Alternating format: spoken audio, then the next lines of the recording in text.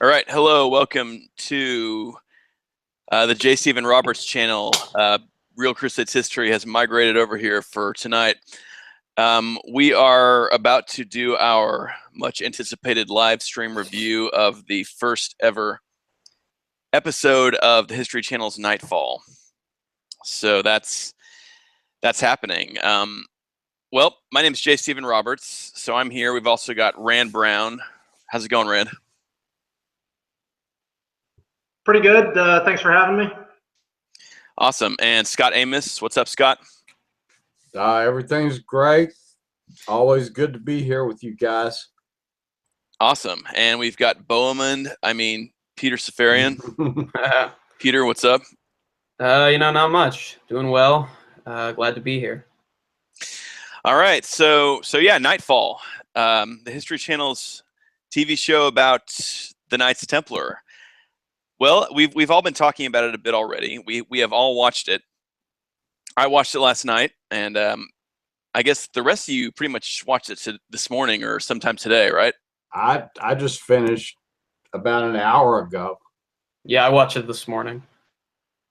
Cool. Well, I'm going to go ahead and give some... Oh, okay. Why is that happening? I see why that's happening. All right, sorry. Sometimes I forget to, sometimes in my Deus Volt enthusiasm, I forget to mute the YouTube thing. But anyway, okay, so yeah, KnightFall. I guess I'll give some opening thoughts, and then you guys can take it from there. So I was really kind of dreading even watching it. I was expecting, Kingdom of Heaven level sort of anti-Christian. Like I thought, we'd start off right away with the noble, peaceful Mamluks defending themselves against the evil, wicked, prejudiced Templars. But the opening sequence actually really surprised me in that they kind of presented the Templars in a pretty good light. The Templars were, in fact, one of the first lines was the main character, I guess his name is Landry. He meets with the Mamluk emissary, and the Templars, one of the Templars says, look, we know you guys want to capture Acre, but remember, this city is full of Christian, Muslim, and Jewish peasants. At least let them go. And the Mamluk emissary goes, no way, that's not happening. We're going to kill all of you. You either surrender or everybody dies. And so I thought that was kind of interesting, right? I mean, right there, that I was not expecting that. I mean, that would have never been presented in Kingdom of Heaven that way. So, and I think that's somewhat accurate in terms of the actual mood of things at the fall of Acre in 1291. And I guess I should have mentioned that earlier. The show starts off in 1291 with the fall of Acre. And yeah, so the response that Templar gives to the Mamluk emissary is he says, well, then we're ready to die. And that kind of sets the tone for how the Templars are presented initially. The Templars are portrayed as being pretty much heroic and dedicated to their cause and being excellent warriors. So one of the first things that happens is the Templars do a sally from the city, which is something you don't see very often in media portrayal of sieges, but did happen pretty frequently in medieval sieges. Is you might have a sally forth to attack the enemy while they're attacking the city. The Templars sally out in cavalry formation and they mow down a bunch of Mamluks. And I must admit, I enjoyed that portion of the Yeah, I enjoyed getting to see the Templars waste a bunch of Mamluks, and it didn't end there, because then the whole scene where they are going down to the boats to leave Acre, they're pretty much wasting Mamluks all the way. Like like Mamluks are falling like stormtroopers. Yeah. In the 70s. But there's a lot more to this show than just those first few minutes, and there were some problems with those first few minutes too. But anyway. What did you guys think of the opening? Who wants to talk about the opening next? Well, I thought it was great if it had lasted more than 2 minutes, or so it seemed. they seemed to like very quickly just rush by that whole thing, and it was like awesome visuals, and then okay, we're done. And it was kind of weird that they started. You start this series about the Templars with 1291. It's such a weird place to start a series about the Templars. Well, I mean, not really. I mean, the whole subject matter is supposed to cover the downfall of the Templar Order. So, I mean, that would be a logical place to start. They lose the mission in the Holy Land. Okay, I guess and they basically end up back in Europe and almost in exile. And stuff like that. And the one thing I did think they did a very good job with it, and I would agree with you, is it was an extremely refreshing break from the stereotypical Hollywood, evil, brutish, barbarian Christians in the Holy Land and pious, wise, tolerant Muslims, who are just trying to, win their home back or whatever. You definitely didn't. It was a very refreshing break and a very explicit break from the Kingdom of Heaven portrayal of Crusaders, and it actually showed them as kind of the underdogs in that fight, and how the Muslims are bragging about the Mamluk emissary is bragging about the hundreds of thousands they have arrayed against them, and all that kind of stuff, and so you do kind of get like this kind of Alamo vibe from the Crusaders. And I thought too, they portrayed the Mamluks as, at least that Mamluk emissary, it's like ruthless determination to conquer and crush their enemy no matter who gets in the way. So I thought that was good, because I mean that's the truth. That's how the Mamluks were. Now, there were Muslim enemies of the Crusaders who were more reasonable, who you could deal with. Nur ad-Din, Saladin, and I know Ginu's on here, and I know he disagrees with me that Saladin was somewhat reasonable. But anyway, yeah, those are some good points, Rand, about the opening. Anybody else have any thoughts about the opening? Scott, Peter? Well, of course, I knew what was going to happen, but with the Grail thing, but it just kind of all falls apart there when they. Yeah, the Holy Grail does ruin it, doesn't it? Well, yeah, I mean, it's just totally unneeded. It did that. That's like I was talking to you guys earlier. That's a story that was really just coming into currency about that time. I mean, it was kind of a high medieval romantic type of thing, and the Templars had all kinds of interesting relics. Like one of their most prized relics was the head of Saint Euphemia. See, something like that could have been, or even that'd have been cool. They use the Holy Lance. The Holy Lance, yeah. The Holy Grail literally has nothing to do with the Templars. Right. I mean, it's legendary. The Holy Grail. It does have to do with the Templars nowadays. Like all these ridiculous postmodern, basically fantasy stories that have been made up about the Templar Order. They're all about the Grail. They're all obsessed with the Grail, and it really does just get kind of it. The minute they brought the Grail into it, it immediately got cringy. Like it was just like, okay, so this is the way it's going to be. Like, yeah, and I thought that's the way. Pretty much. I thought the most interesting parts of the show were when they were talking about the mission of Jerusalem and the mission of the Holy Land. And there was one part, like early on in the show, when they first were showing them in France and they were having their council, which I thought that was kind of cool, seeing the Templar chapter meeting. And Landry, the main character, says, "What are we doing here? The Holy Land. We've got to get back to the Holy Land. We've got to fight for the Holy Land." That to me was interesting, just because one, that's authentic.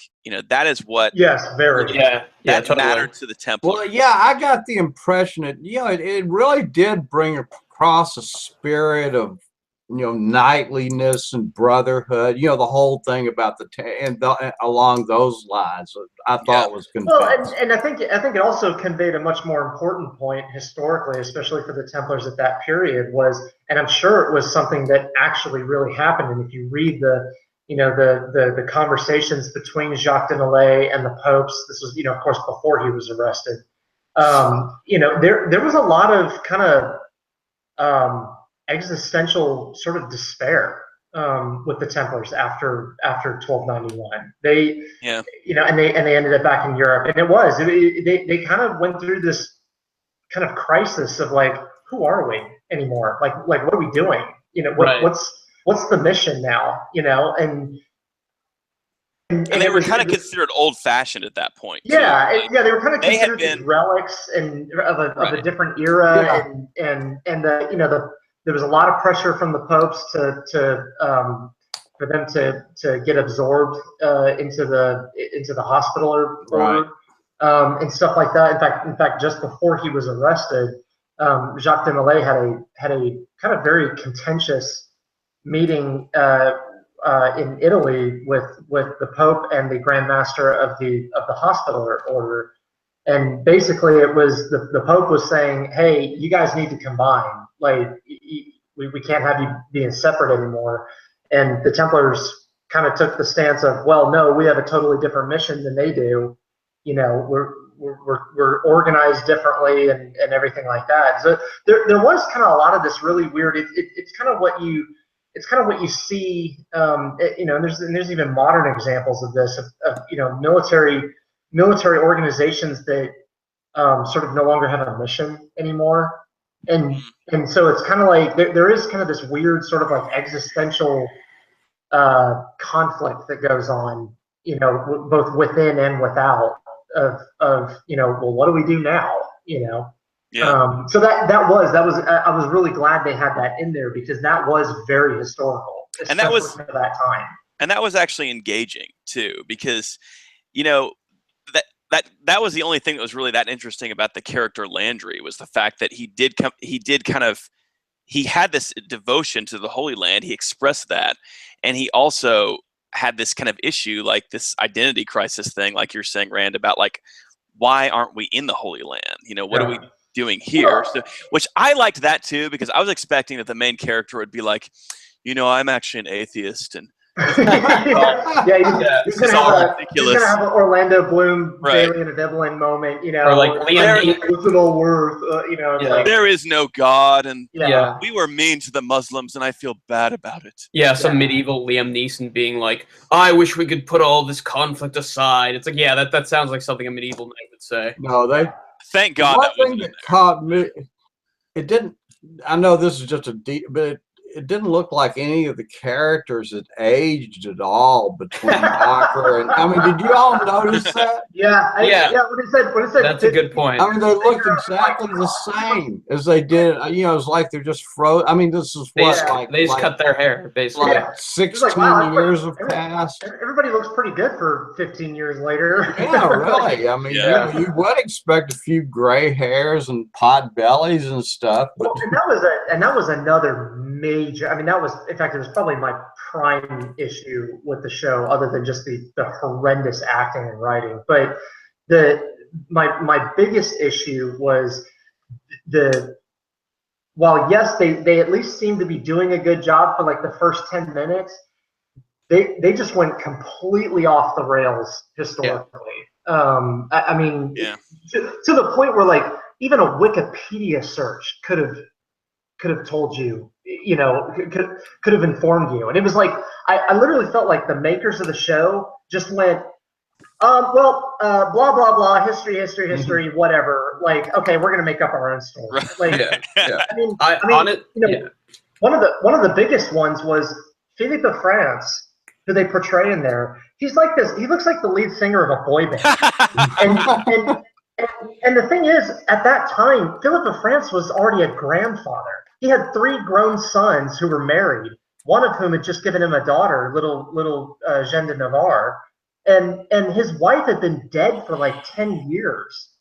and stuff like And that. he kept talking about his wife. Like his wife well, was like his big focus, which of course we all know why that is. But yeah, and they've got this ridiculous, illicit sex subplot, that involves a queen who was who'd been dead for 10 years. Historically. I mean, it was just zombie queen. But to me, it was like, okay, literally, you guys, a Wikipedia search could have told you this. Like, did you do any research at all? Honestly, what Stephen was saying, well, probably you were saying, Rand, both you guys, about how the Templars, especially Landry, this character, is more interested in going back to the Holy Land. Honestly, I was much more interested in just, like, if they were to decide to do, like, a whole story about, even if, like, they didn't do, like, a story about the Grail being in the Holy Land instead of being in France, if they just focused on, like, the Templars maybe trying to get back to the Holy Land, that is far more interesting to me than this nonsense about the Grail. Oh yeah, absolutely. I mean, that if it had been focused on something real historically like that, like the actual mission of the Templars, which did involve the Holy Land, yeah, again, those were the only interesting parts of the show, like the stuff about the Holy Grail, and then the Jewish subplot, and then the thing about the illicit affair is just as cringy, But okay, so I think everybody's gotten a chance to talk about the opening. Well, no, let me talk about the opening. Oh yeah, go ahead, Peter. Yeah. So what I did like about it, like Rand was saying, was that the fight scenes were half decent, even though they're about 5 seconds long. I thought the costumes were really well done. Templars looked like the Templars. They had enough attention to detail to include the sergeants, and you could differentiate them from the main Templar Knights. And it was fun seeing them cut down some Mamluks here and there. What annoyed me is that for some reason during that cavalry charge, the director felt the need to have like 4 or 5 shots inside the helmet of the knights. It's like, I don't know if they thought, like, if we didn't know, if we couldn't see the face of who was talking, then that we would have been totally disoriented with the whole scene.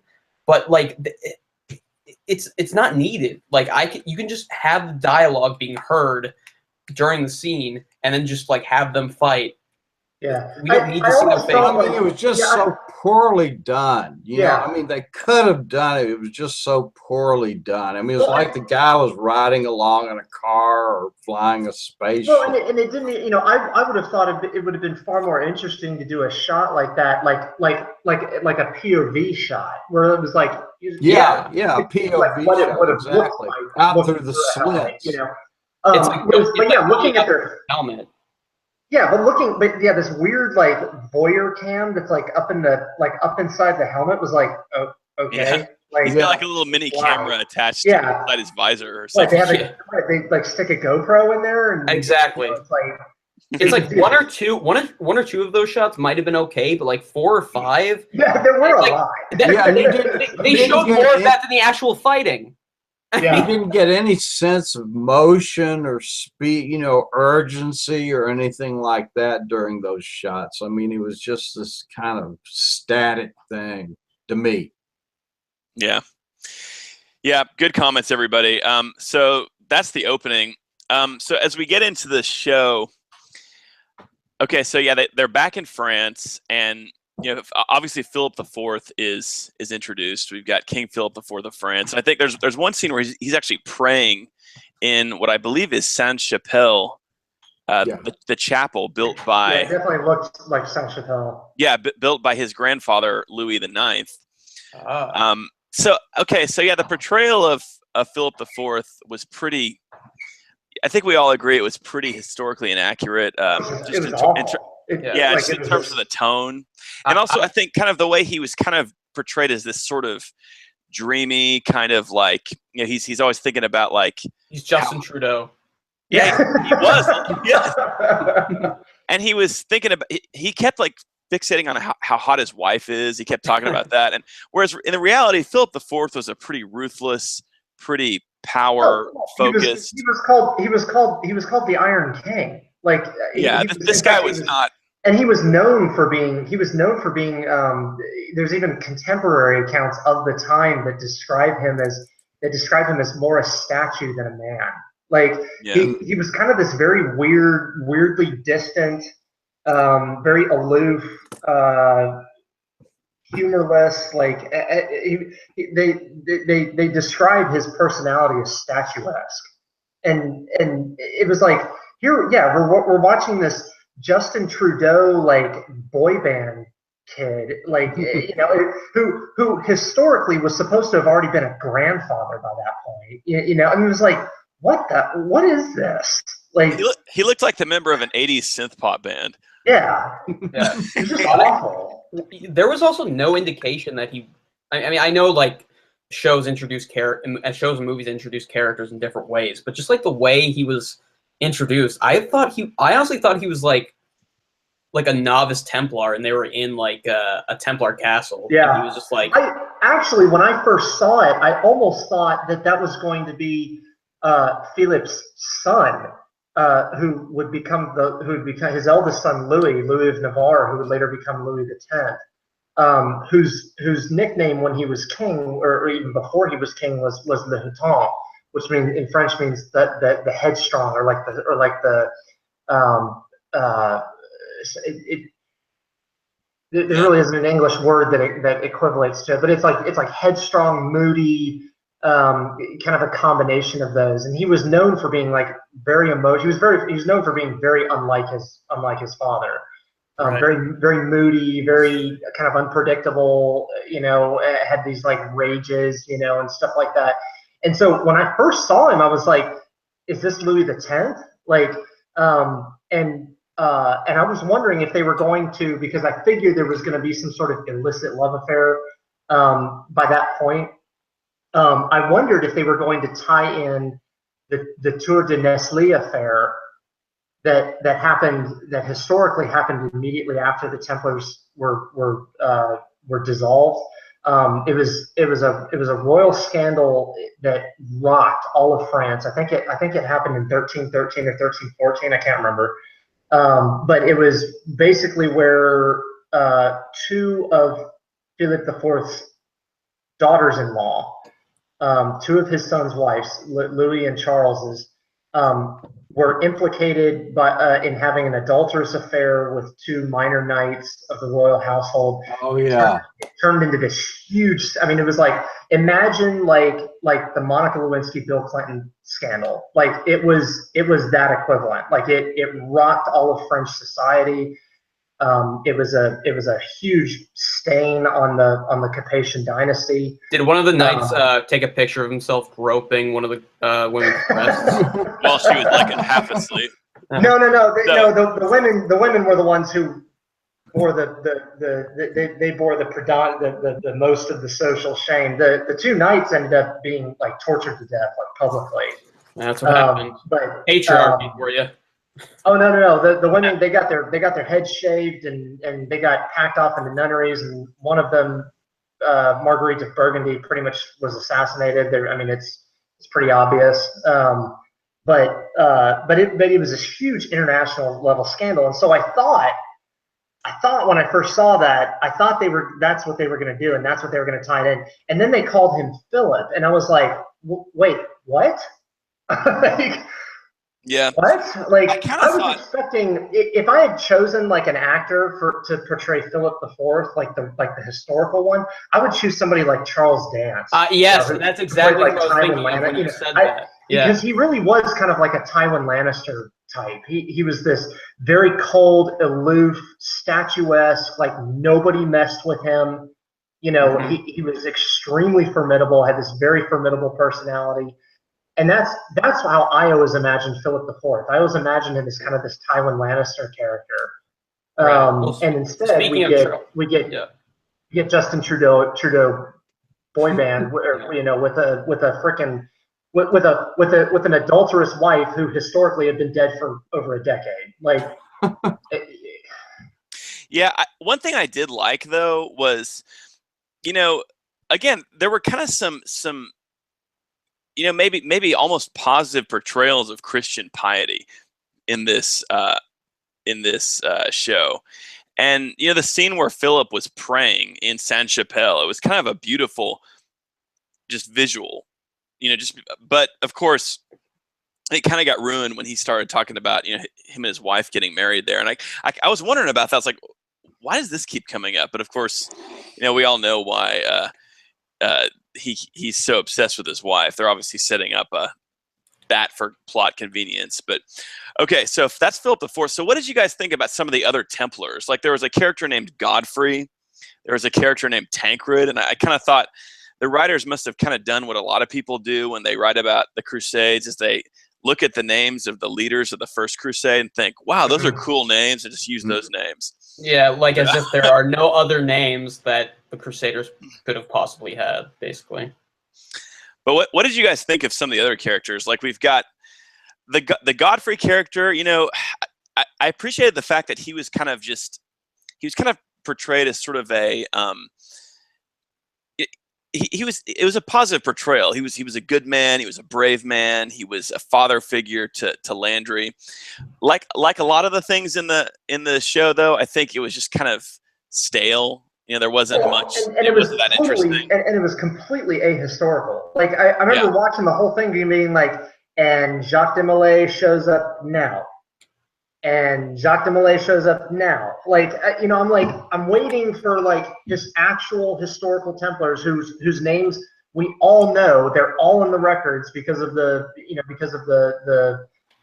French, you know, court records and stuff like that. The trial proceedings. We knew who they all were. We have all the names of all the principal officers in the French Temple, you know, and everything like that. And I'm like, and we're just gonna have a bunch of B-list, like generic Crusader name dudes who like. Now, was there? It was like, really? Was there again a Wikipedia search could have informed you. Yeah, I mean, there wasn't much historical that was done at all. Like okay, so they've got this character named Godfrey, and obviously something's going on with him. Like they haven't really revealed that yet, but he sees an orange or something, and it's some kind of signal to him, and so he goes off on some kind of mission, and I thought that whole scene, no idea what the orange is supposed to. So he's riding out in the woods, and he's riding alone, and of course he gets attacked by highwaymen, which I kind of thought that was kind of weird. I mean, who in the Middle Ages was going to go on a long journey somewhere by themselves? I mean, nobody's going to do that. People traveled in these kind of large convoys, like an armed escort, because there was the danger of being attacked by highway robbers. And so he's attacked, and of course there's that great scene where one of the robbers is riding on horseback and actually shoots a crossbow from horseback at Godfrey. So yeah. So what do you guys think of all that stuff? I mean, it was kind of generic, you know, Hollywood, you know, cheap Hollywood, like Middle Ages, like you know, like generic trope Middle Ages road scene, like you know, it didn't to me, it didn't do anything, and it didn't even like really nice equipment for highwaymen too, you know, like yeah, well, and they didn't, and there were so many plot holes. It was like, okay, so what's happening again? Like, it was hard to it didn't really yeah. keep your interest very, very strongly. No, I honestly couldn't care less. Like, and just like this goes back to like the poor writing, just like when that young boy Percival, who I really could not care less about his character, like when he comes in to try to help Godfrey fight off the highwaymen, like the dialogue is so bad that like one of the highwaymen chases after him, he's like, run boy, and he's like, you should have listened, when he's about to kill him, and then they just let like the lead highwayman go at the end after they've killed the others. They're like, you better watch yourself, man. Yeah, like he's some like it's the first guy you'd kill. Like it's some encounter between like two biker gangs. Like, we'll get you next time, T-Dog. You know, it's like gotta let him go. But now, now is this Godfrey? Was he supposed to have been the Grand Master? He was, and that's why I was like. But I mean, that was shot Malay at that time, wasn't it? Yeah, I don't think he was, because when they're in the chapter meeting, they say, "God bless our Grand Master Jock." Oh, okay. I didn't catch that. They must have. I didn't hear that. Godfrey better must have been. appear. Godfrey must have been like some high-ranking official or something. Like an under master. Yeah, I just got Like a Okay. commandery master. commander of the castle. Yeah. there. Okay, I just did that, but that was the only mention of anything that anyone who could relate to who the actual Grandmaster was. Just that Okay. one. It's really mention of- disappointing not to have Jacques de Molay and Yeah, that was. Well, Jacques de Molay was a young knight. But he was a younger brother knight at the Siege of Acre. Like he was there. And that would have been great to have him to show him there. You know? Yeah, and that's why, because that's why it was kind of he cut such a tragic figure for the Knights Templar, because he was kind of the last of the fighting Grandmasters. Like he was he took over. He actually played a pretty instrumental role in evacuating everybody to the island of Ruad. At the end of it, so and it was just that there was just so many key people that were just either non-existent or were completely misportrayed. What do you guys think about the Holy Grail issue? I mean, I have to say, personally, the minute the Holy Grail showed up, it's like I was having trouble taking it seriously from the beginning, but the Holy Grail it really just nukes the whole historical aspect of it. It does. It does. We Well, may, I think we all knew about that beforehand, though. I mean, yeah. I mean, we may as well be watching like something that's not really about the Templars. It could be just about some fantasy order of knights, because right. the Holy Grail was not an issue with the Templars. It has nothing to do with them. And so it's like, if you're really trying to get into the Templars, Well, what you said earlier, Stephen, if they had used even just substituted a known and famous relic of the time, it would have just been much more believable. That would have been plausible then, at least, for story purposes. I mean, let me ask you guys a question. Would you rather see a show like this, which has not even that much action, that about the fall of the Templars and how they're looking for the Holy Grail, or just like a straight up, more dramatic portrayal of the fall of the Templars and the subsequent trials and executions under Philip IV of France? And that's the thing. That's the thing that really kills me about these shows that just go headlong into fantasy, and destroy the historical narrative, because the actual historical narrative is riveting. Like, Exactly. it is. that's the thing. You can get more drama out of the actual historical record of what really happened than anything you can make up. And that's I don't understand this. I really don't understand this attitude, and it's primarily among American filmmakers. Although not to say that that non-American filmmakers aren't guilty of this as well, but it's definitely prevalent in American filmmakers, where there's this attitude of like, oh, real history is boring. Exactly. Like we need to Like it's not a documentary. It's a hook. The Holy Grail thing is a hook. a very weak hook. Imagine Maybe weak for people like us, but for people who are who don't know it, I'd say pretty flashy. So if we go to the thing about Philip IV, like Rand's talking about the actual tension of what was going on. Okay, Philip IV would work really well as a really good antagonist, but look at what his actual issues were. Philip IV, he had enormous political problems. He had he had issues with with the political situation in Europe. He was strapped for cash. He was a king that really wanted to solve some problems he had, and he was a ruthless king who was committed to his personal power, and that's a pretty intense motivation, and that's why he actually went after the Templars to begin with. And I think if that had been portrayed, that you could have gotten a lot more tension built up. Like Philip's real motivations had been brought to the head. But instead, what seems to be the way they seem to be setting it up is Philip's kind of this sort of dreamy, kind of nonchalant character who's going to be manipulated by this guy who wants to get money from the Jews and the Templars. Well, and I did think it was very interesting that the guy, his Chamberlain, de Nogaret, is the actual historical guy who was predominantly responsible for the downfall of the Templars. So they're already set at the very least. At least they kind of got him right. Where they're setting him up to be like the really shady bad guy. He was pretty boring though. Yeah, but even he was boring. But at the same time, I mean, from what we know historically of de Nogaret, that character would have fit, in that role. The kind of the very dangerous scheming subordinate. That's very historically who de Nogaret was.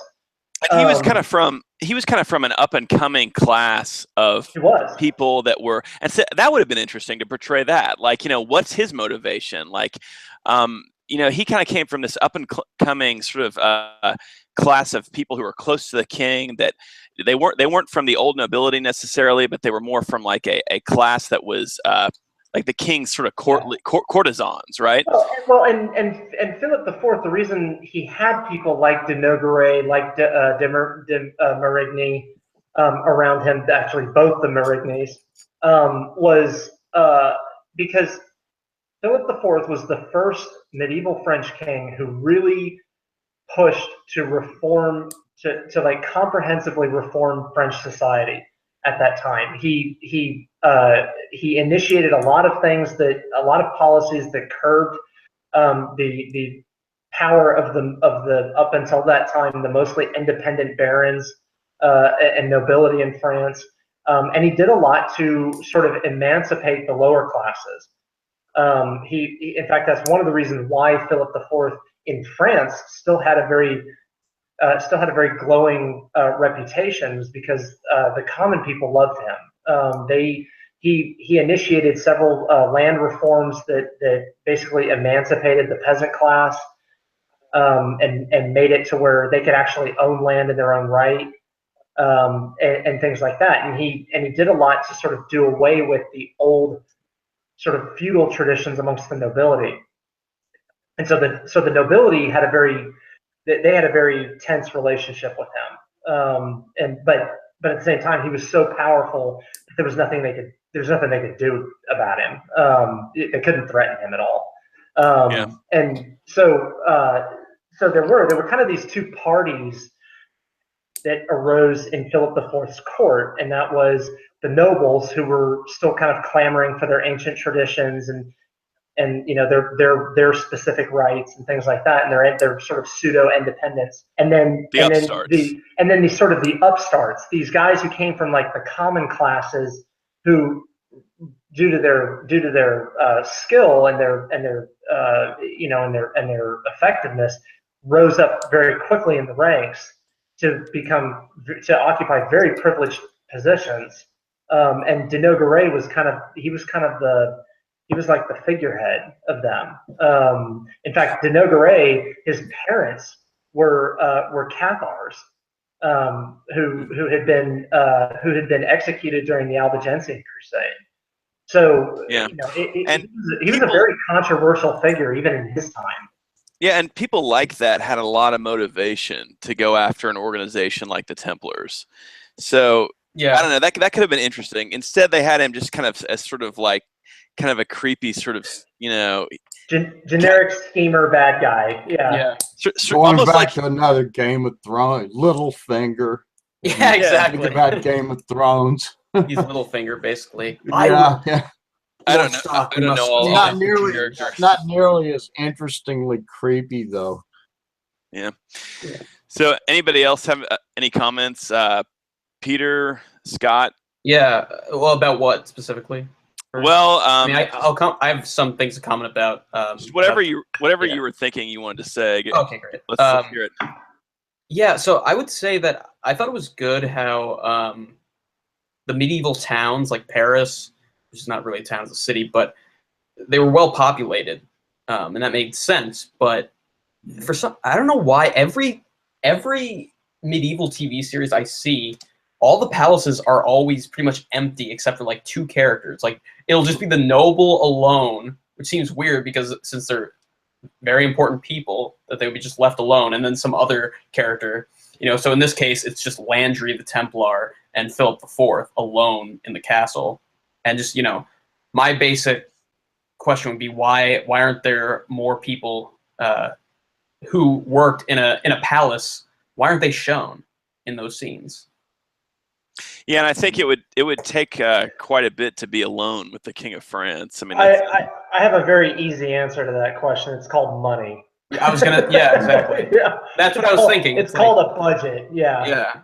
As like which is weird. I mean, apparently History Channel didn't make enough Ancient Aliens money. Yeah, I mean, it is true. The king, or they blew it all on Vikings.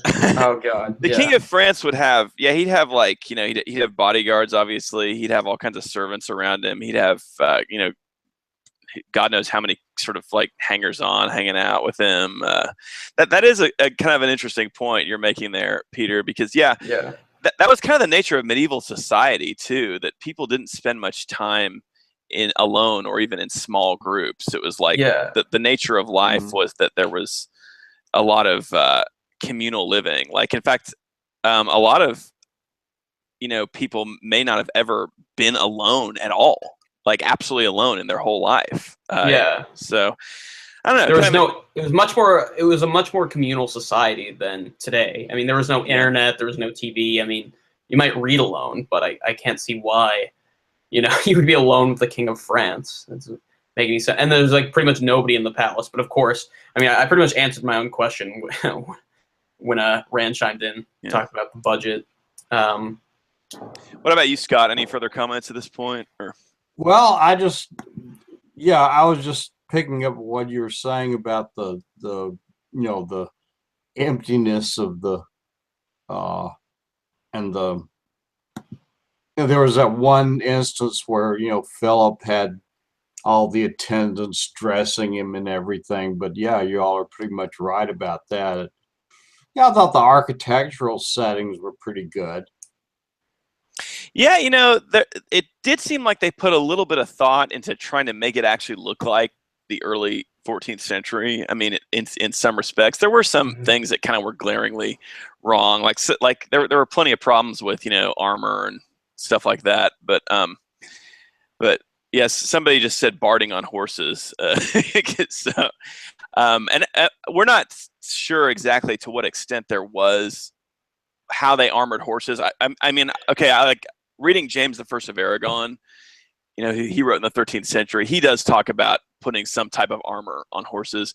Right. We don't know exactly what it was, but the scenes where they had the kind of that, what's that called, that champron on the horse's head, that's probably kind of stretching it. That's probably more of a I will give them this. They in just strictly terms of the armor and weaponry and the costumes, they actually did a much more decent job than a lot of other things I've seen. Oh yeah.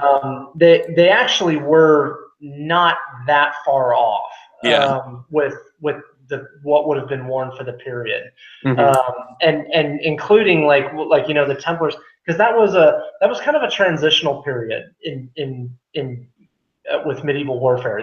There was a lot of things going on with armor and weaponry that were gradually moving into the sort of the later medieval, what we would see more commonly in the later medieval period. And so you do, the fact that the Templars actually had like these little pieces of plate up on their shoulder, that's actually fairly accurate for that period. They were just starting right about that period. They were just starting to like add pieces of plate onto certain points of the body and whatnot. And of course, that would just continue to progress all the way up through the 14th century to, by the time the 14th century ended, you had almost full plate.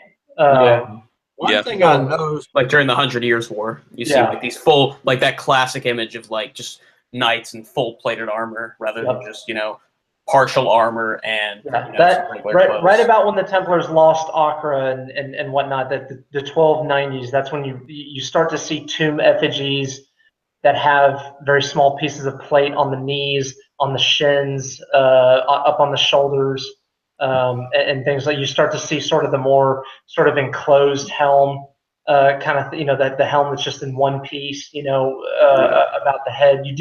You do start to see that. So I will say I did. It was a lot better than a lot of other things I've seen, where it's just completely off. And the one thing I think the only criticism I had with armor and weaponry was there were a couple of close-ups of swords that I swear looked like something you buy in a pawn shop. Like it was so fake looking. Like it was just like that.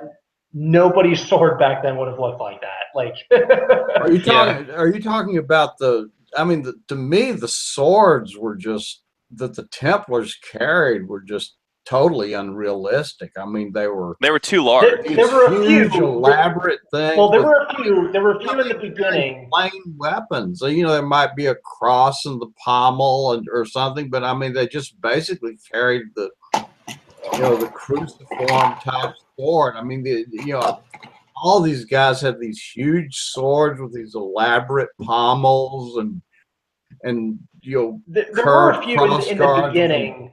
Huh? There were a few in the beginning, like in the beginning battle sequence that actually looked fairly accurate for the period. That looked like what would that have been? Type 12s, I think. Would have been that period. In that area. They did look like the generic sort of Type 12 design. That's what they carried. It was the ones that they like focused up on really close. That was like, where did you get that? A pawn shop? Like it was just so garish looking. They look like an eBay, like a movie sword. You get the Game of Thrones movie sword, or the Kingdom of Heaven movie sword. Lord of the Rings. It's better than the James Prufroy Templar who carries around a frickin' two-hander. Like Ironclad, it's like from Ironclad. Like really? We're not even trying with this. Also, I think probably oh my god, like that scene when they're defending the Jews and that girl who's like the daughter of the guy who they saved back in Augur, she picks up a freaking staff like she's Rey from the new Star Wars trilogy and starts like stabbing stabbing the Vikings with them, or what? I don't even know what they were. She attacks the Vikings or the ruffians with them. I was gonna say that. Wow, that is just obvious appeasement of like the feminist section of the. Yeah, that was at that point. That was pretty hokey. I mean, so what about speaking of that, Peter?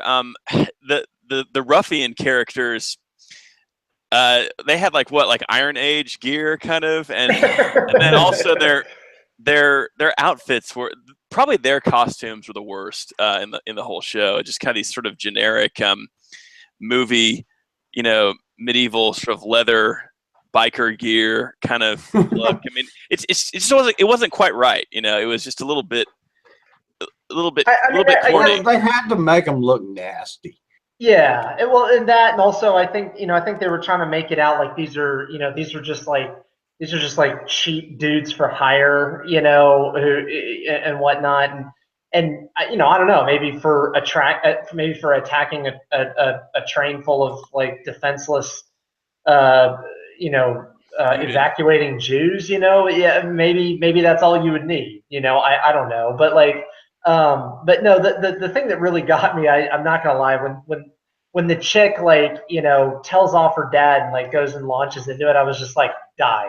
Please die. Yeah. Like, get killed right now. You just can't take it seriously. You're telling me this young girl's gonna attack, but not one man. Some 80-pound little 13-year-old chick is gonna go up against a 200-pound dude with weapons. Like, oh, this is realistic. Like, and later she's gonna start a YouTube channel denouncing the patriarchy.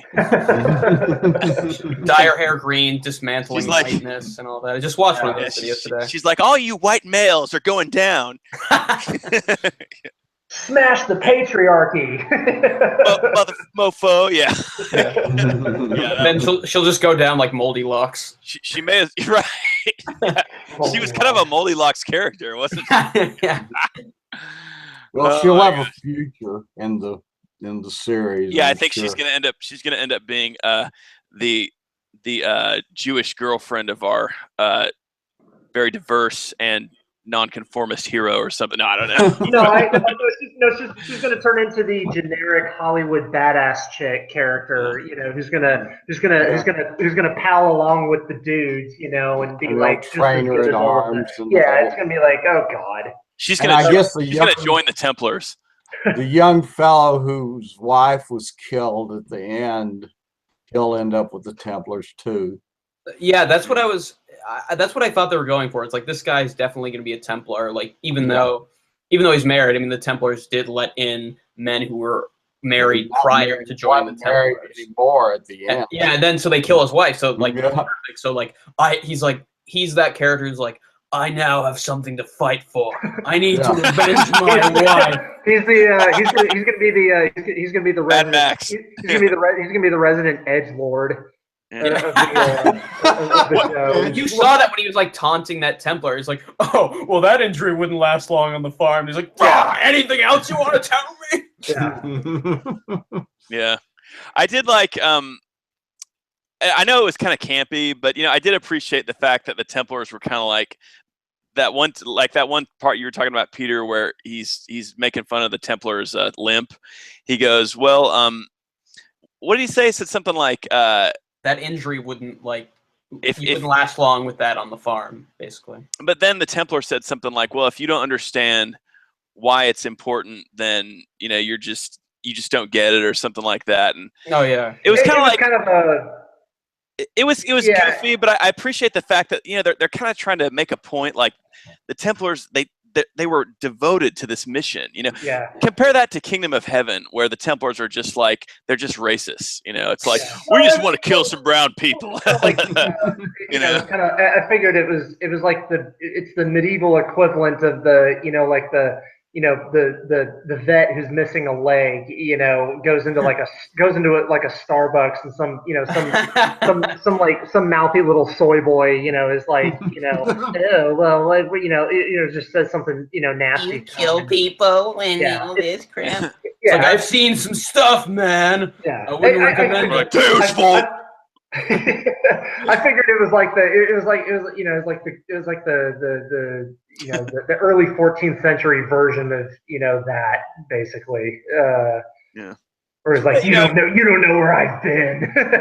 I was just not expecting that. I did not think they were going to at all allow the Templars to kind of like have some dignity to their mission. I thought it would be all about how, oh man, it was so racist and bad of us to ever do this. Why do we even do? I mean, I seriously expected that, because that's kind of what we've come to expect from these. Yeah.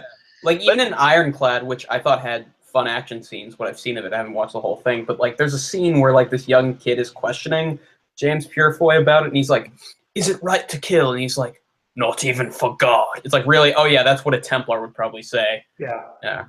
He's like, I'm joining Antifa immediately. Yeah, they broke from the it's kind of like they're moving away from this idea of like having Crusaders and like or having the good guy Crusaders be like these bitter, disillusioned like Vietnam vets who are like I threw my medals over the wall. It's like it's like, no, that's not the way they would have been. Like that's yeah. And maybe we're finally moving past that. I hope so. Yeah. I would say, like, overall, I think with this show, if this is the first thing to like break the mold and like break away from the stereotypical what we've always had, from Hollywood when it comes to the portrayals of anything Crusades related, then I guess I'll take it. But like, it was could boring. Could it have been better? Like, I feel like it had could have no been a lot story, better. yeah. I feel like it could have been a lot better, and it wouldn't have been that hard to make it that much better. Like, right. But even if it does succeed in portraying the Templars in a positive light throughout, well, I'd say that's progress. Yeah, as much as I appreciate that, the show is just so offset by its awful acting, awful writing, awful directing. I mean, like every line is so forced and unnatural. Yeah. It's like it doesn't even sound like things people would say in a medieval context half the time. Yeah. You know, he's Well, like, we'll just have to see how it progresses along those lines, Yeah. Peter. You know, it's like the first episode. no, I'm just kidding. Yeah, No, I'm gonna be Peter's the asshole here, and I'm gonna say I'm gonna give this one more episode, and if it doesn't impress me, if the second episode doesn't impress me, then I'm done. Like, Okay. yeah. I'll let you guys suffer through the rest of it and whatnot. I'll just go back to I've been reading the Accursed Kings series by Maurice Druon that covers, actually, that series starts with Philip the Fair and the execution of the Templars, but very, very well done. So I'm getting my historical fiction pleasures from that right now. So, Rand, have you read Andrew Latham's book about the Templars? no, I haven't. That's pretty good. I haven't finished it yet, but it's good. You know, This whole series, I actually saw another historical fiction series that was actually produced by BBC and was released here not too long ago. It was a couple months ago. In fact, I think it was in time for the anniversary of Guy Fawkes Day. It was called Gunpowder. And it was about the gunpowder plot with James I, and blowing up Parliament. The English Catholics who were going to blow up Parliament. To end the persecutions and everything like that. And first off, all-star cast, phenomenal acting. In fact, I think it was Kit Harington from Game of Thrones who, not only is he the main star in it, he plays the main Robert Catesby, the main Catholic conspirator. But I think he like executive produced it or like directed it or something. He did something with the production of it too. Yeah, he's actually, and Liv Tyler, who played Liv Tyler was in it. I mean, there were a whole bunch. Very, very recognizable A-list people from like British television, and stuff like that. And the acting was superb, the writing was superb, and the historical accuracy was phenomenal. Like, to the point where like you could tell they did their homework, and like everything that everybody wore was accurate to the period. The way they talked, they even used like the Shakespearean era dialogue when they talked, so that they sounded like people from early 15th century or early 17th century England. Even the words they used, the vocabulary they used, it was all like very Shakespearean, which is where that was the time period that all came from. And just everything, even down to like minute little details, like the main villain is the Master Secretary for James I, Sir Robert Cecil. And in real life, Robert Cecil he had a back deformity. They called him the Hunchback, and he had a severe scoliosis that caused his head to kind of lean to one side, and he kind of had one shoulder higher than the other. The guy who plays him, who's the same guy he's the head of the Iron Bank in Game of Thrones, and he's Sherlock Holmes's older brother in the new Sherlock series, Mycroft Holmes. He did that. He actually reenacted the hunched, and the shoulder up on, higher than the other, and his head, cocked to one side and everything like that. It was even like little details like that they took the time to actually portray. And I was watching, before I saw KnightFall, I watched Gunpowder, and it was like, why can't they all be like this? This is phenomenal. And you can tell they did their homework, and it was well written, and all they did was just follow the actual historical story of what happened in that time, and it was riveting. It was a riveting story. And then you see stuff like this, and it's like, okay, did you guys even try? Like, are you like, does any sort of historical accuracy mean anything to the History Channel? Like, yeah, to the supposed History Channel, like, yeah, it was embarrassing. Like even just even just from just an academic standpoint, it was embarrassing. Totally. So, what did you guys think about the Jewish thing? I kind of thought, okay, so I understand that the Jewish issue actually kind of is a deal in this period of time. I mean, this is kind of around the time the Jews were expelled, one of their several expulsions from France, or from Paris. But I don't know. I just kind of thought it was kind of hokey the way they worked in the Templar thing, like the Templars having something to do with kind of that. I don't know. And also to me, it seems like every show has to have something about the Jews in it, and it's kind of like overkill. I mean, do we really have to have the Jews in everything? And I mean, it is kind.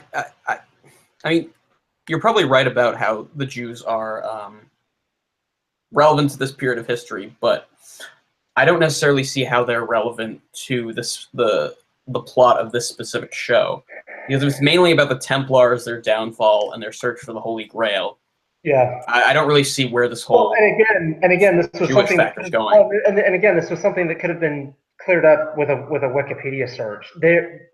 Philip IV was actually very he was also kind of unusual among French kings in that he was actually very tolerant of the Jewish minority.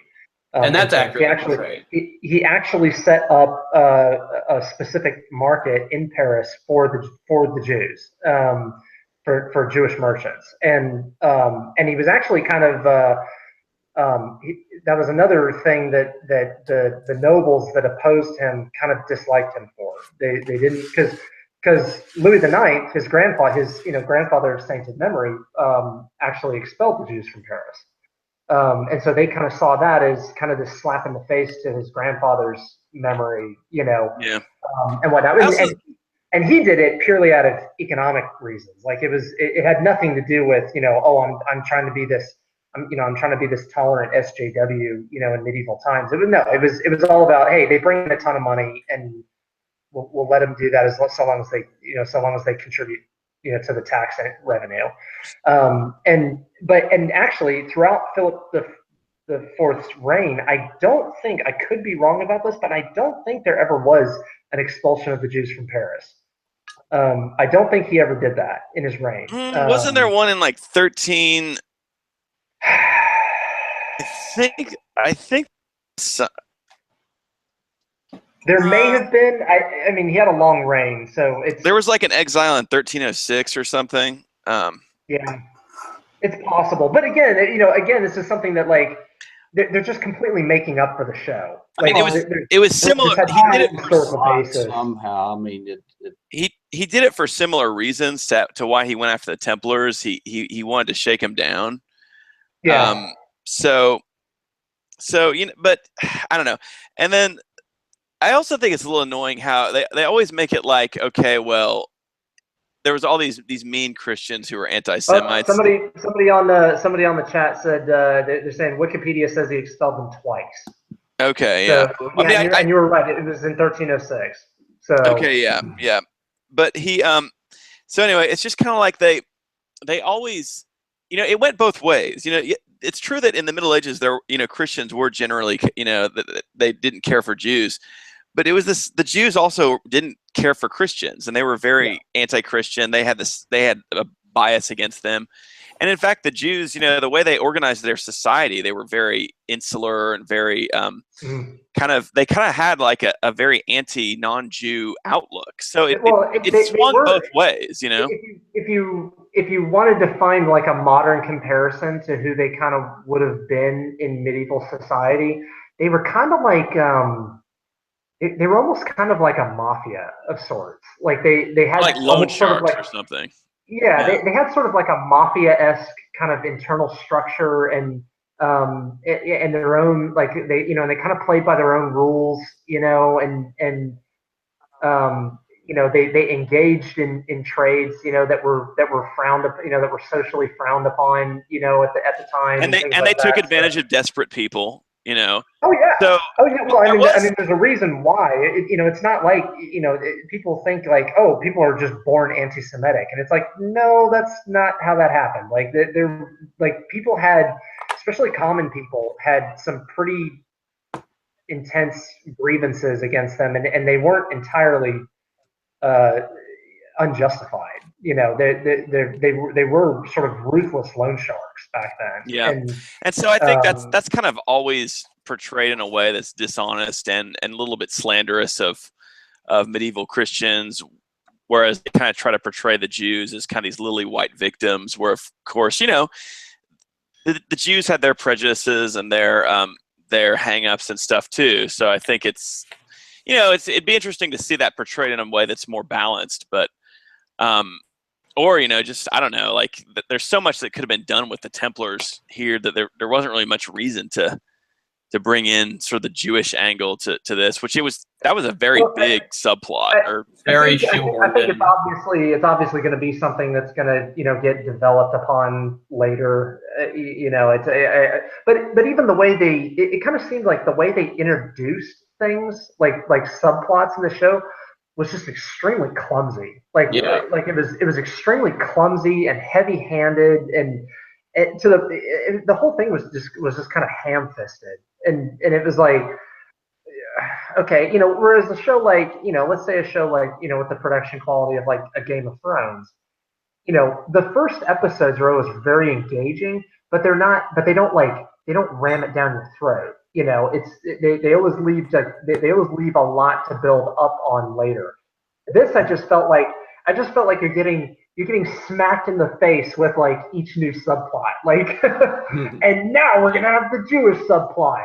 Yeah. And now we're gonna have the adultery subplot. And now they're just like jamming them in your face like pies. You know, it's like yeah. So there's that, and then, you know, the other thing, of course, is this issue of the Queen. And, you know, this has got to be one of the most tired subplots in history, and that is the hero is having an affair with the King of France's wife. And who was dead for 10 years. Right, yeah. I mean, aside from the I'm not going to let that go.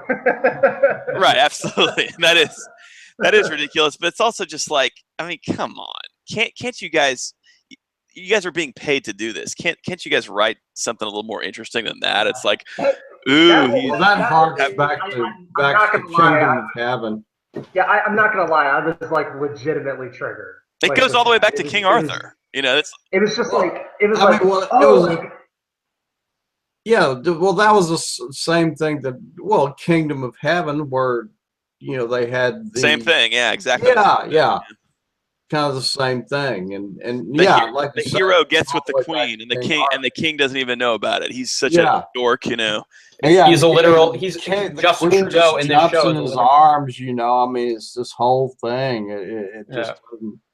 Well, I mean, and I think the thing that triggered me so badly about it was like, one, totally wrong person. The real one had been dead for a while, you know, and wasn't even around. Two, she's the Queen of effing France. Like, would have been impossible. Yeah. Really? Oh my! Like, she's just gonna go walk through the streets of Paris with a hood on, and like nobody's gonna know. Yeah. Well, I just figured the guy, the most powerful person in the entire country. Like, you know, are you serious? Yeah, it's not gonna happen. Yeah, I mean, and that goes back to what Peter was saying about how you've always got people around, and that was actually part of the point of that, especially for noble women, especially a noble woman like the Queen of France. The Queen of France is going to have her ladies in waiting and various other ladies around her all the time, and yet there's no way she's going to be able to sneak off and sort of like have a little liaison. I mean, she's wandering around the city like she's Jasmine in Aladdin, like you know. It's hokey. So there was that, and then the other thing was, even if they, you know, even if the producers looked at this and they're like, you gotta have an illicit sex subplot, you know, like it's just gotta be in there, you know, or you know, ratings will tank if it's not in there.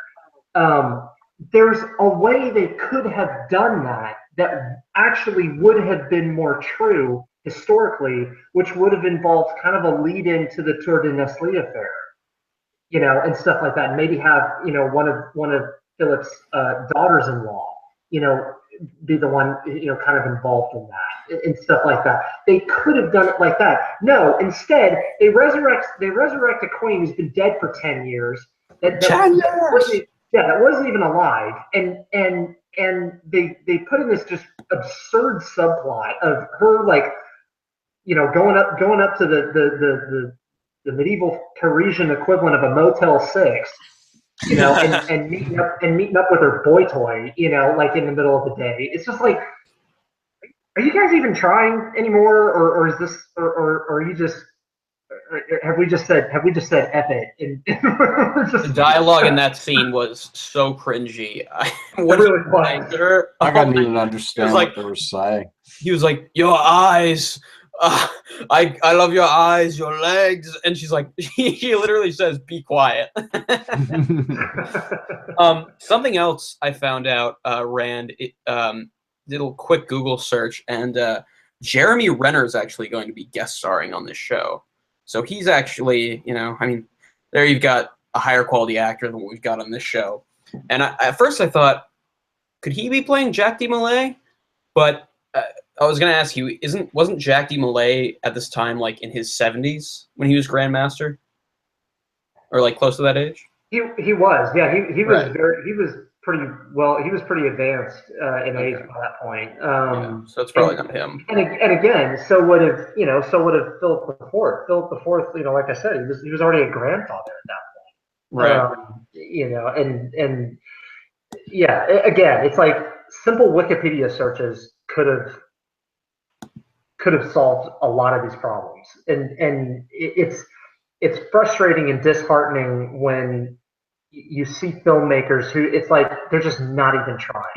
It's it's like all the resources are right there in front of your face, Literally. and you still go off and just completely make up this completely fictitious story. At that point, I'm sorry, I just have to question your seriousness as a filmmaker. It's it's like, how serious are you about this, or is this literally just something that a bunch of 8th graders with a YouTube channel, a bunch of 8th grade LARPers with a YouTube channel put together? Like, that's, to me, overall, that's what it felt like. I felt like I was watching some bunch of high school kids, concoct some weird like school play or something that was just cheesy as hell and ham-fisted and totally inaccurate. All that, all that. Yeah, I was telling Scott earlier what you were saying, Rand, pretty much verbatim, about how, like, this idea in Hollywood that, like, when you're making a movie based off of history, like, the common defense they'll use when they make historical inaccuracies, they'll be like, oh, well, it's a movie, it's not a documentary, you have to make stuff up to be more interesting. It's like, no, the actual history alone is interesting enough. Yeah. And, like, I can understand, like, if you're making a historical film and there isn't necessary information available about a certain figure in history or a certain event, that I can understand if you're trying to add in some stuff to fill in the gaps. But with the Crusades, I mean, there is literally so much information that has been documented since the Crusades happened to today. I mean, like, there are dozens of historians alive that you could consult about. Yeah. And, like, if you just read the stories themselves, they're much more interesting than just making this, like, postmodernist crap. Yeah, well, and to the people who would say that, oh, you can't do real history in movies, I'll just point them to stuff like Gunpowder and be like, yeah, you can. Yeah. Yeah, you can. You just actually have to do it. Yeah. So that's why I think, honestly, like, in the case of Ridley Scott, it's definitely, it's not about, like, trying to make it more exciting. I think he was definitely trying to push his leftist agenda in that movie. Well, a Ridley Scott movie that actually I thought, and it was, and in some ways it was kind of a weird sort of like spiritual sequel to Kingdom of Heaven, but his Robin Hood. It was weird. That film got like savaged by the critics, like when it came out.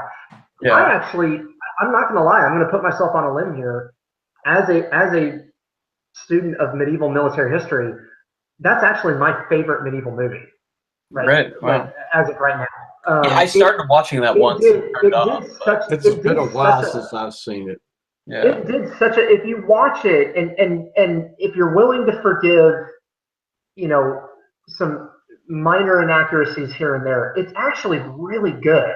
And you could tell he was actually making the effort with the history of that time and you know what people would have talked about and what they would have, you know, what would have been important to them, the kind of social dynamics there would have been in you know, early 13th century England, you know, and you know, England in the aftermath of the death of Richard I, you know, and all this kind of stuff, and, you know, and leading up to the events that would eventually bring about Magna Carta, you know, and stuff like that. It's actually really well done and historically very sound.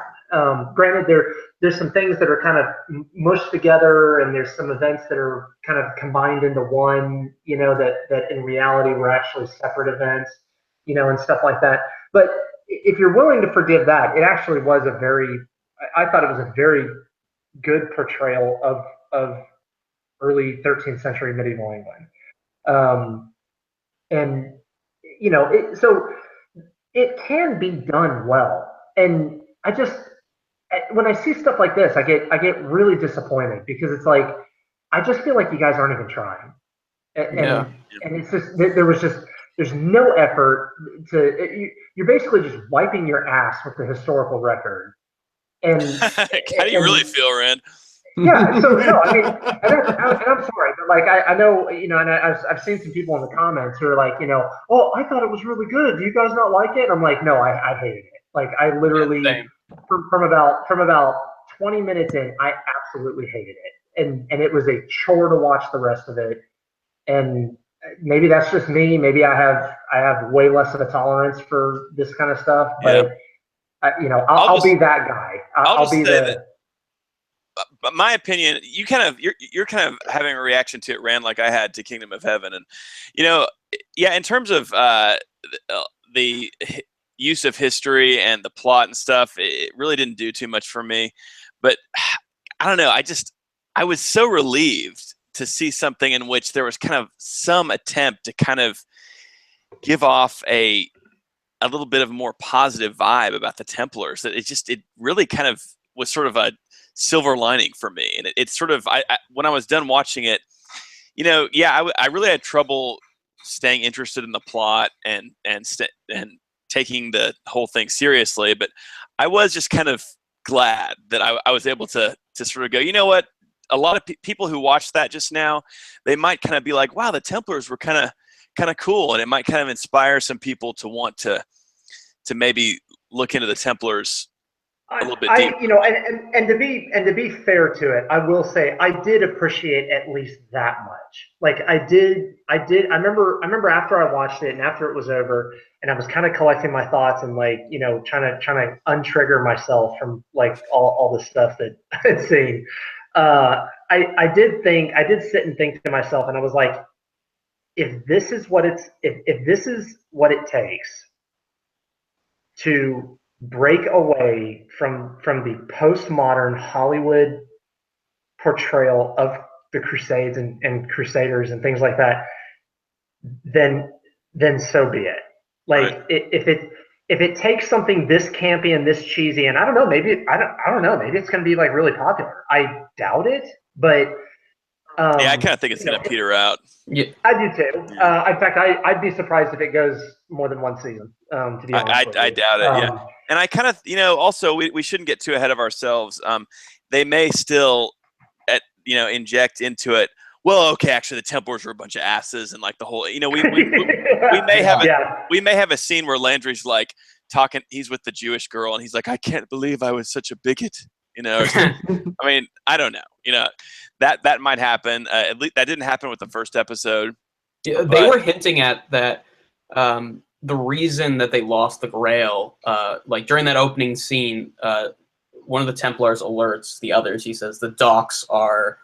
The Mamluks have reached the docks, and they're like, how? It's like through the tunnels. And they're like, we've been betrayed. That's the only way they could have gotten there. So maybe it's like someone within the Templars is going to be like, don't you see what's happened? We are evil, and that's why I gave the Grail to the Mamluks and all this stuff.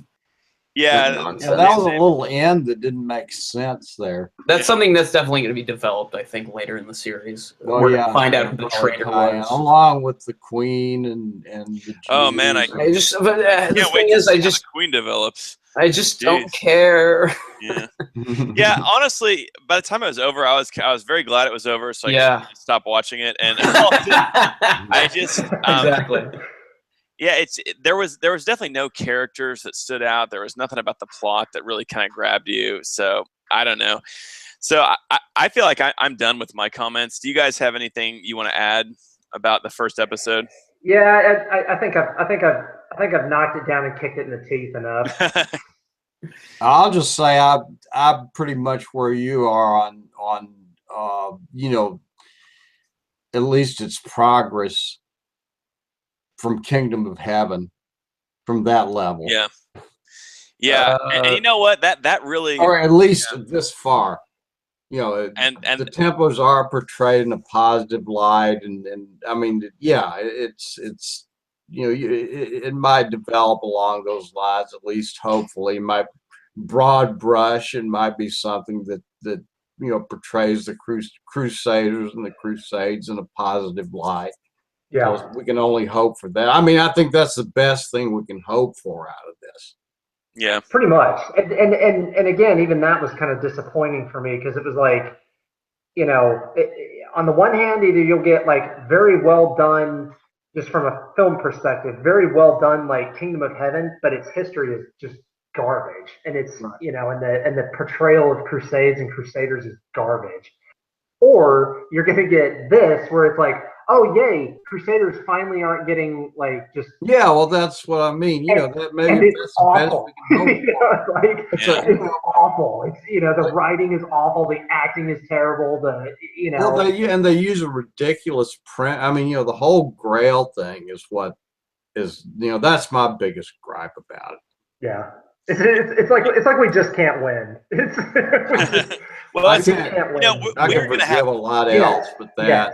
we're gonna No, have to no, make I that disagree. move. Rand, we can win by doing it ourselves. Right. Yeah, I mean, This is what that's, we're gonna do. well, and that's the thing. That's And what's I'm coming hoping that someday. maybe this is, you know, maybe this is like the first extremely awkward smash through the breach of, Yeah. you know, the Yeah. postmodern portrayal of the Crusades. And then maybe it'll inspire other people. You know, I don't know. Maybe there's people listening to us right now that, you know, are looking at getting into, you know, film production or something like that, that will then take that and then actually make good stuff.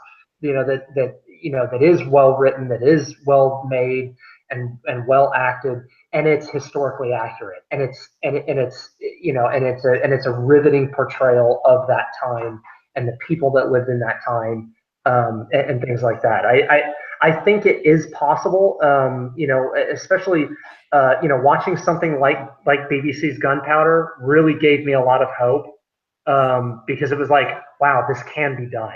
Like this, you can make a riveting, historically accurate show, and it's good, and it flies in the face of the PC postmodernist agenda. You know, the whole premise of Gunpowder was that the Catholics were the good guys, like the persecuted English Catholics were the good guys. You know, and they Not were the atheists. no, well, and not even the English Protestants. Like, I mean, that, you know, that even that's a break, you know, from what you normally see. Well, everybody And knows atheists are nicer than Catholics. That's all I can say. Okay. yeah, Okay, but anyway, so Peter, any final comments from you? So I'm in agreement with most of you. Well, all of you actually.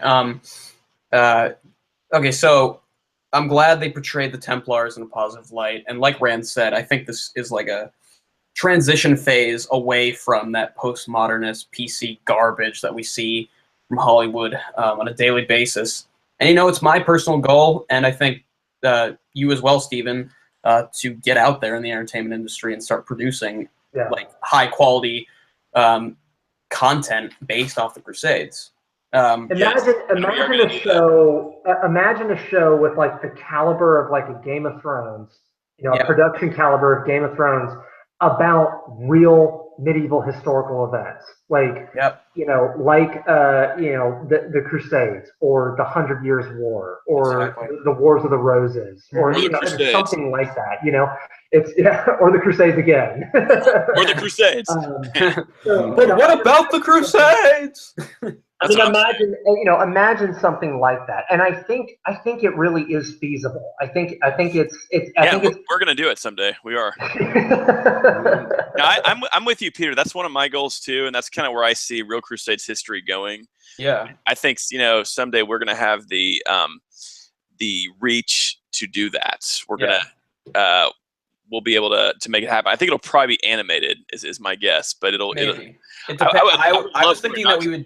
For like funding, we could go to like the Koch brothers or like even the Trump company or something. I'm gonna call up Donald Trump actually. I know. I mean, like honestly, if you tell them we're trying to make like an anti-Hollywood, anti-PC, conservative leaning film, I think they'd be like, "We're down. Just shut up and take my money." And the villain is gonna be Saladin, the president of CNN. It'll be great. It'll be fantastic. It'll be the best people. We'll get the best actors. We'll have wonderful people, fantastic people. Godfrey, listen, tremendous. Godfrey, listen. If you can't get this crusade underway, I'm gonna replace you with somebody else. Raymond, nothing made in Baldwin. China. China. Lobby. We're gonna attack China. American workers. This guy Saladin, he's a really bad hombre. Somebody's doing the raping, and it's the Saracens. I would like us to have a friendly relationship with the Mongols, and I would like us to have a good relationship with the Byzantine Empire. Hey, everybody knows we wouldn't have lost Jerusalem if we just built a wall. That's true. Everybody knows this. That was the problem during the Crusades. They didn't build the wall. Oh my gosh. Yeah. But yeah, that's you have to have it include a wall in it somewhere. Yeah. But yeah, that is, and I think Stephen, you and I were talking about getting like a script or like a first draft of a script get started by like next year or something like that. So yeah, I would say stay tuned for that. I would say sometime between January and as we get into the summer, maybe we can make Right. that happen. So we'll Sure. And okay, but on the flip side, yeah, it's just like from a pure entertainment production standpoint, the show is garbage. I mean, just the dialogue is so forced, unnatural. It doesn't even work well within a medieval context most of the time. The action scenes are like 2 seconds long, and they're not even like shot very well. The characters are boring. The acting is trash. I mean, I don't know. It was a train wreck overall, I would say. But, a step in the right direction, I'd say, from a historical and sort of political messaging perspective. So the last thing I would say would just be Grandmaster D. Malay, you shall be avenged. Yes. Very true. Yeah. So, okay. I think we've kind of that's about all I can muster for this guys. It's been fun though, and I'm looking forward to watching the next episode. And just so everybody knows, that's what we're gonna do. The next episode is gonna be Wednesday, so I guess that's what December. Let's see, 13th. December 13th. Okay, so that's the next episode. We'll do another live stream December 14th, which will be Thursday evening next week, so a week from today. I hope you guys will join us here for that. And I guess we may have Rand with us if he can stand to watch this. If not, you can just hear me flame out on it for like one last time, and then I'll be done. I'll just excuse myself. Yeah, I think Rand would rather be in a foxhole than watch the rest of the series. Yeah. Anyway, okay. So we'll talk to everybody next week then. Okay. Okay. All right. Thanks, guys. See you, everyone. Bye.